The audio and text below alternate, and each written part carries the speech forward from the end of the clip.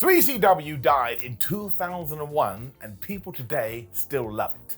That is a testament to Paul Heyman and everything he created. I mean, those three letters still get shouted at him when he does walk to the ring, and the ECW Arena, as it is known, well, it's still called the ECW Arena, and when any wrestling company runs there, everybody talks about Extreme Championship Wrestling. As we are running through some wrestling misconceptions, though, from the last 30 years, it is time to look at ECW, and you know the deal. What's true?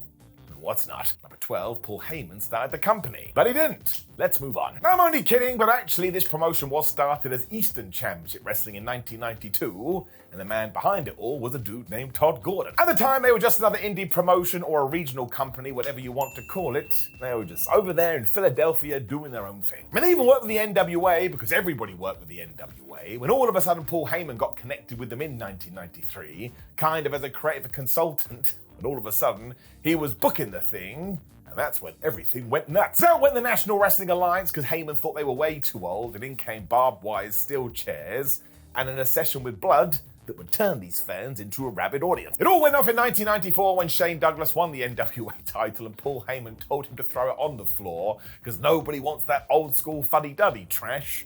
And to this day, a lot of people would tell you that's when the true ECW was born.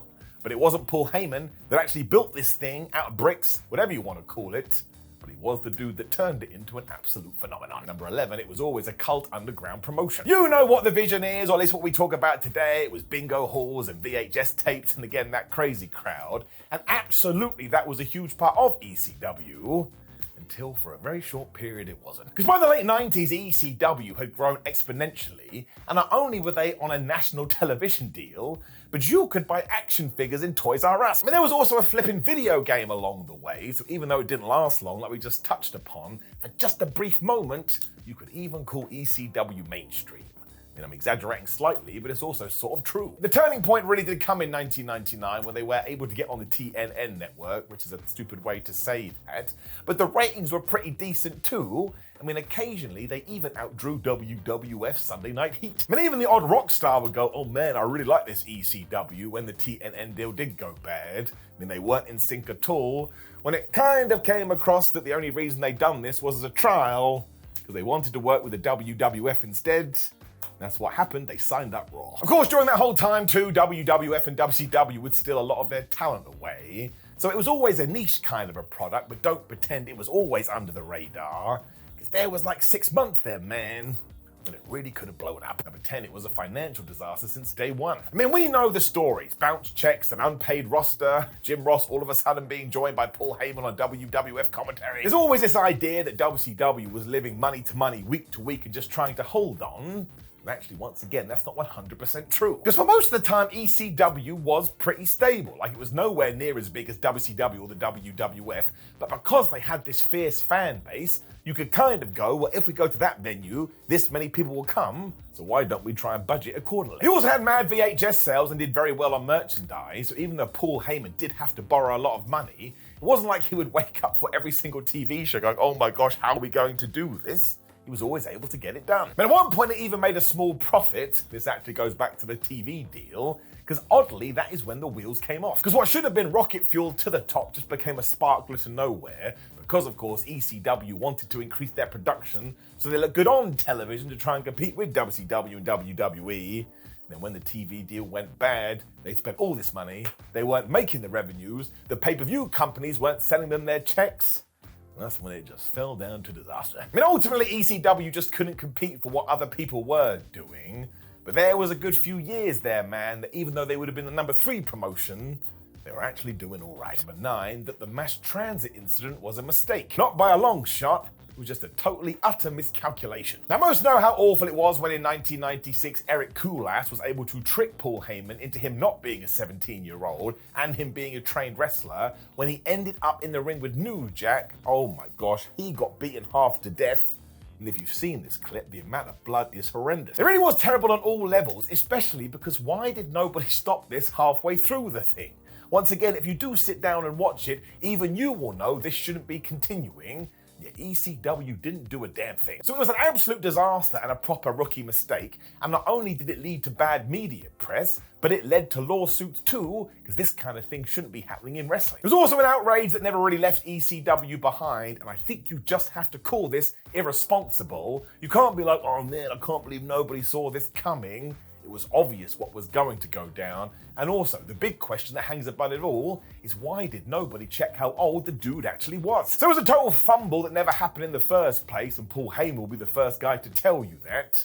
Let's not act like it was just one big whoopsie. It was way more important than that. Number 8, the ECW wrestlers didn't expect to be paid. I mean, who on earth came up with this? Because you do see it sometimes. It all comes down to this idea that the ECW locker room was so loyal, and because Paul Heyman gave these rah-rah speeches, human beings doing a job would be like, you know what, I don't need to get paid. Now, all of that was true in the sense they really did have passion for the product, but these were still real human beings with real lives and real bills. At no point where they were like, yes, I'll forego my money. They still wanted it. This is where all the stories about IOUs and money owed come from, and sure, there were people like Taz and Shane Douglas and Tommy Dreamer who would stand behind ECW even when they weren't getting a dime, and it all came down to the fact that they did believe in the product. But when you hear about all the stories in the locker room, there was so much stress because, once more, people wanted their paychecks, man, and they were not getting it. Often wrestlers would just not show up or threaten to work elsewhere. And look at Sabu. He once didn't go to an ECW event because he got offered a show in Japan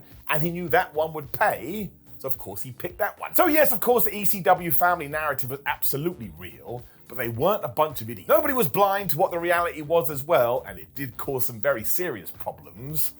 Very sadly, you can read about these on the internet right now. Number 7, ECW was only big in Philadelphia. So we've already talked about it. The ECW arena, which is in Philly, is a very special place for wrestling fans, all because of the love people had for Extreme Championship Wrestling. The local crowds absolutely loved going there and making a lot of noise, but it wasn't contained to just here. That was just the HQ. Because by the late 90s, ECW was doing great in Queens, Buffalo, Chicago, and Florida, and we all know about the Hammerstein Ballroom. I mean, AEW ran there recently. What was the news story that accompanied it? Oh, it's ECW. But it was basically the promotion's second home, and they even got out to California at one point and pulled a decent house. And all of that was before the TNN deal as well, so it all came down to tape trading and people seeing it on local access television and being like, dude, I think we should check this out. Once again, it probably ties into these crowds that just lived and died by this company because they were sick of the WWF and they were sick of WCW.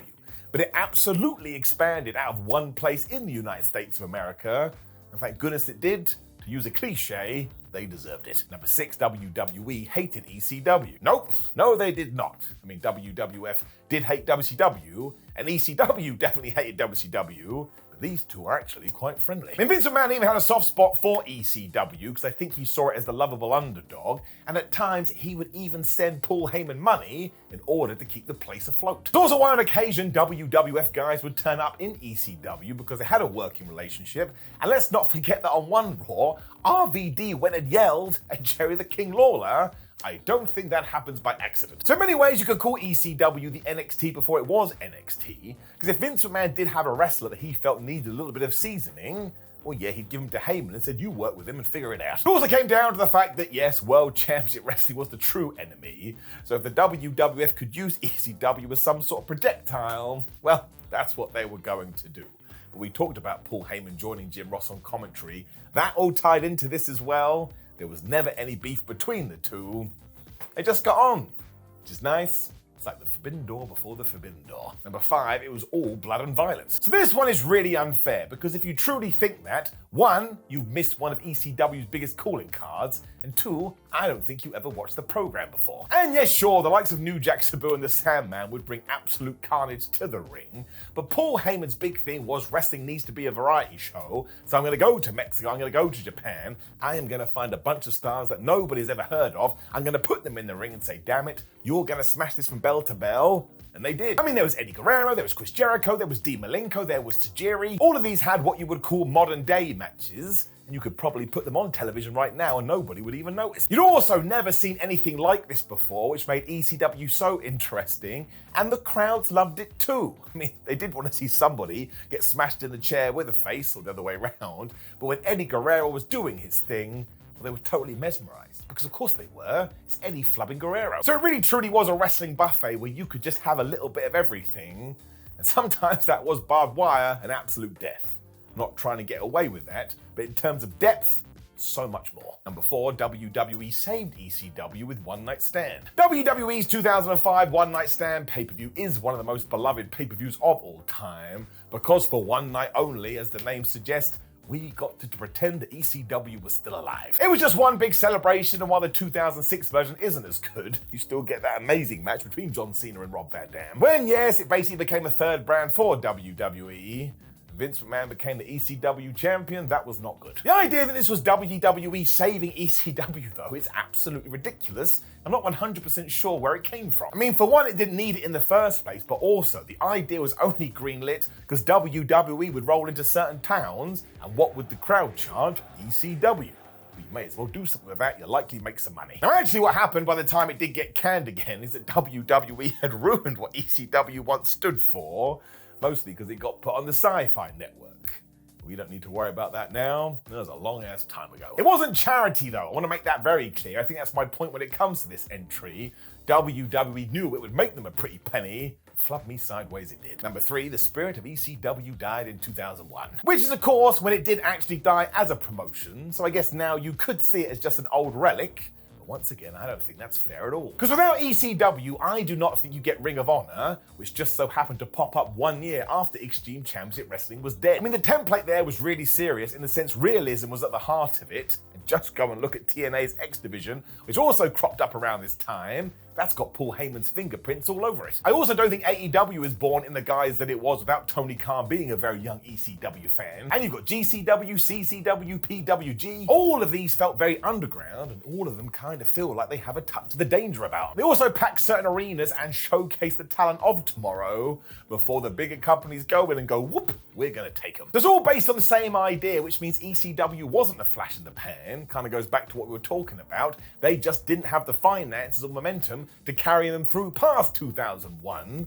But if you want to talk about legacies, flippin' hell, it lives on. Number 2, it never got the right goodbye. So ECW One Night Stand 2005 was seen as a nice goodbye to the brand before it got brought back properly. And sure, the big names were back. We did it in the Hammerstein Ballroom. Paul Heyman cut one hell of a promo. If you do want to be proper diehard about this, though, if you are looking for that gritty, bloody edge that it once had, you're not going to find it at One Night Stand. So with that in mind, it's kind of crazy to me that nobody really mentions Hardcore Homecoming, which actually only happened a few weeks before this event. I mean, for one, it happened in Philadelphia at the ECW arena, where Shane Douglas and a bunch of other ECW guys took the idea of WWE polish, they threw it out the window. My gosh, they presented something that kind of feels like mud. I mean, it was just incredibly raw and the fans were packed in like sardines. And when the wrestlers went at it, well, if you want to act like they are tearing each other apart, it's probably because that's what they're literally doing. Terry Funk is there too, and you absolutely have him if you are going to say goodbye to ECW. So while One Night Stand may have been WWE going, see you well later, my friend, or words to that effect, if you wanted to get deep down in the weeds, it's Hardcore Homecoming you want to watch. I mean, it's still a pretty insane show today. Number 1, everybody wanted to work there forever. So we kind of touched upon this, but let's get in there deep, because Paul Heyman from time to time will tell you if he had the checkbook to back things up, some wrestlers would have been in ECW until the end of time. And yes, once again, the loyalty was real, but also a lot of this is nostalgia, because that one just is not true. Because a lot of guys did see ECW as a little bit of a stepping stone. I mean, there was Chris Jericho, there was Eddie Guerrero, there was Dean Malenko, there was Raven, there was the Dudley Boys. And there's nothing wrong with this. It's like any kind of a job. You want to keep climbing up the ladder. I mean, they all jumped to WCW and WWE eventually because they wanted more money and they wanted more crowds. And this shouldn't have been taken as a massive insult. Once again, you just want to be the best version of yourself you can be, and you do that in the quote-unquote big league. And even Steve Austin used ECW as a way to go have a career resurgence, and that's how Paul Heyman sold it to him too. We all know you're going to be one of the best, so find a brand new character here before you can go to other companies. And it wasn't just Austin who he sold that dream to. He basically told it to everyone. So there was a family vibe that helped ECW no end, and it did feel far more close connected than the other two. But to act like people walked through those doors and went, yep, I'm going to be here for life, which is somewhat ironic. Well, I guess there's a little bit of a fairy tale to that, but it's still a company, man, and it's still a job.